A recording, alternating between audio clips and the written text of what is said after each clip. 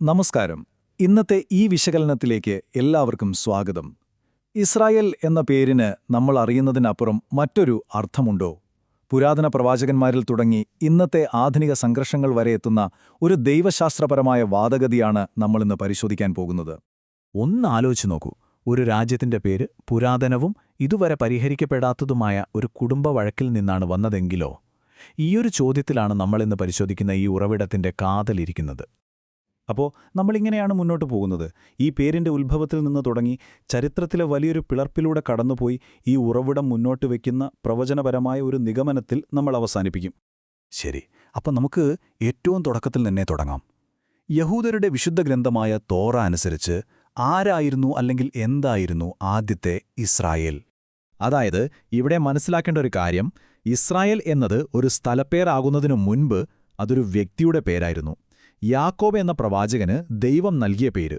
അദ്ദേഹത്തിന്റെ 12 മക്കളാണ് പിന്നീട് ഇസ്രായേലിലെ 12 ഗോത്രങ്ങളായി മാറിയത്. പിന്നീട് വരുന്നതാണ് ശൗൽ, ദാവീദ്, സോളമൻ തുടങ്ങിയ രാജാക്കന്മാരുടെ കാലഘട്ടം.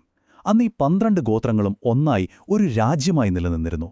യഹൂദ, ക്രിസ്ത്യൻ, ഇസ്ലാമിക പാരമ്പര്യങ്ങൾ ഒരുപോലെ അംഗീകരിക്കുന്ന ഒരു സുവർണ കാലഘട്ടമായിരുന്നു അത്. പക്ഷേ ഈ ഒരു ഐക്യം അധികകാലം നീണ്ടുനിന്നില്ല. സോളമൻ രാജാവിന്റെ ഭരണകാലത്തുണ്ടായ ചില സംഭവങ്ങൾ കാരണം ആ രാജ്യം പിളരുമെന്ന് ഒരു പ്രവചനം തന്നെയുണ്ടായി. ഈ ഉറവിടം അതിലേക്കാണ് വിരൽ ചൂണ്ടുന്നത്. സോളമന്റെ മരണശേഷം സംഭവിച്ചത് ഇതാണ്. രാജ്യം രണ്ടായി പിളർന്നു. വടക്ക് 10 ഗോത്രങ്ങൾ ചേർന്ന് ഇസ്രായേൽ എന്ന പേരിലും, തെക്ക് യൂദ, ബെന്യാമീൻ എന്നീ 2 ഗോത്രങ്ങൾ ചേർന്ന് യൂദ എന്ന പേരിലും 2 രാജ്യങ്ങൾ. ഈ സംഘർഷം ഇന്നും തുടരുന്നുവെന്നാണ് ഈ ഉറവിടം വാദിക്കുന്നത്.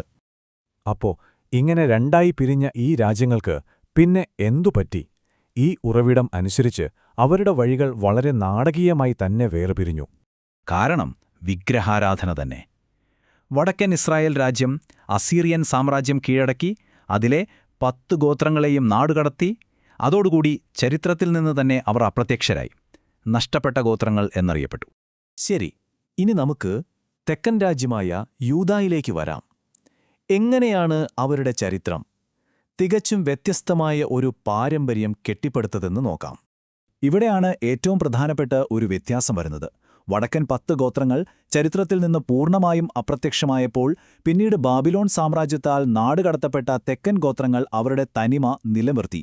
അവസാനം അവർ ജെറുസലേമിലേക്ക് മടങ്ങിവരികയും ചെയ്തു. ഈ ഉറവിടം പറയുന്നതനുസരിച്ച് ഇത് വളരെ നിർണായകമായൊരു പോയിന്റാണ്. യഹൂദൻ എന്ന വാക്ക് വരുന്നത് യൂദ എന്നതിൽ നിന്നാണ്. അതായത് പ്രവാസത്തിൽ നിന്ന് മടങ്ങിയെത്തിയ യൂദാ രാജ്യത്തിന്റെ പിൻഗാമികളെയാണ് അത് സൂചിപ്പിക്കുന്നത്, അല്ലാതെ യഥാർത്ഥ 12 ഗോത്രങ്ങളെയുമല്ല. ഈയൊരു ചരിത്രപരമായ വാദം വെച്ചുകൊണ്ടാണ് ആധുനിക ഇസ്രായേൽ രാഷ്ട്രത്തിന്റെ സ്വത്വത്തെ ഈ ഉറവിടം ചോദ്യം ചെയ്യുന്നത്.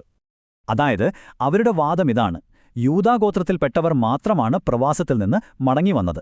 അതുകൊണ്ടുതന്നെ ആധുനിക രാഷ്ട്രം പ്രതിനിധീകരിക്കുന്നത് പുരാതന യൂദാ രാജ്യത്തെയാണ്, അല്ലാതെ 12 ഗോത്രങ്ങളും അടങ്ങിയ സമ്പൂർണ്ണ ബൈബിളിലെ ഇസ്രായേലിനെയല്ല.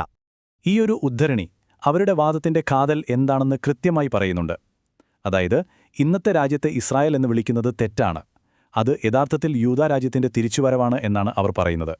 അപ്പോ സ്വാഭാവികമായും ഒരു ചോദ്യം വരും: ആ നഷ്ടപ്പെട്ടുപോയ 10 ഗോത്രങ്ങൾ എവിടെയാണ്?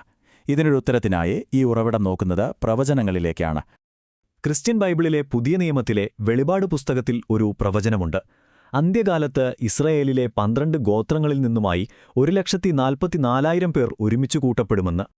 ഇവിടെയാണ് ഈ വാദഗതിക്ക് ഒരു പുതിയ മാനം വരുന്നത്. പ്രവാചക വചനങ്ങൾ ക്രോഡീകരിച്ചിട്ടുള്ള ഹദീസിൽ നിന്നുള്ള ഈ ഉദ്ധരണി ആ നഷ്ടപ്പെട്ട ഗോത്രങ്ങളുടെ രഹസ്യം വെളിപ്പെടുത്താനുള്ളൊരു താക്കോലായിട്ടാണ് ഈ ഉറവിടം അവതരിപ്പിക്കുന്നത്. അപ്പോൾ ഈ ഉറവിടത്തിന്റെ വാദം ഇങ്ങനെയാണ് പോകുന്നത്. 1. ചരിത്രത്തിൽ ചിതറിപ്പോയ ആ 10 ഗോത്രങ്ങൾ പിന്നീട് ഇസ്ലാം മതം സ്വീകരിച്ചു. 2. മുഹമ്മദ് നബി സ്വയം ഇസ്രയേൽ എന്ന് വിശേഷിപ്പിച്ചതുകൊണ്ട് അദ്ദേഹത്തിന്റെ അനുയായികളാണ് യഥാർത്ഥ ഇസ്രയേലിന്റെ മക്കൾ. 3. അതുകൊണ്ടുതന്നെ ഇസ്രയേലിന്റെ യഥാർത്ഥ ഒത്തുചേരൽ എന്നത് അന്ത്യനാളിൽ മഹ്ദിയുടെ കീഴിൽ ഈ ഗോത്രങ്ങൾ ഉന്നയിക്കുന്ന ഒരു ഭാവി പ്രവചനമാണ്. ചുരുക്കി പറഞ്ഞാൽ ഈയൊരു ദൈവശാസ്ത്രപരമായ വാദം ചെയ്യുന്നത് ഇത്രമാത്രമാണ്: ഇന്ന് നമ്മൾ കാണുന്ന ഈ ഭൗമരാഷ്ട്രീയ സംഘർഷത്തെ സഹോദരഗോത്രങ്ങളായ യൂദാ രാജ്യവും ഇസ്രായേൽ രാജ്യവും തമ്മിലുള്ള ഒരു പുരാതന ആഭ്യന്തര തർക്കത്തിന്റെ തുടർച്ചയായി പുനർരൂപകൽപ്പന ചെയ്യുന്നു. അപ്പോൾ നമ്മൾ ഇന്ന് കാണുന്ന ഈ സംഘർഷം ശരിക്കും പുരാതനമായൊരു ശത്രുതയുടെ പുതിയ രൂപമാണോ? ചരിത്രവും പ്രവചനവും നമ്മൾ ചിന്തിക്കുന്നതിലും അപ്പുറം നമ്മുടെ വർത്തമാനകാലത്തെ സ്വാധീനിക്കുന്നുണ്ടോ?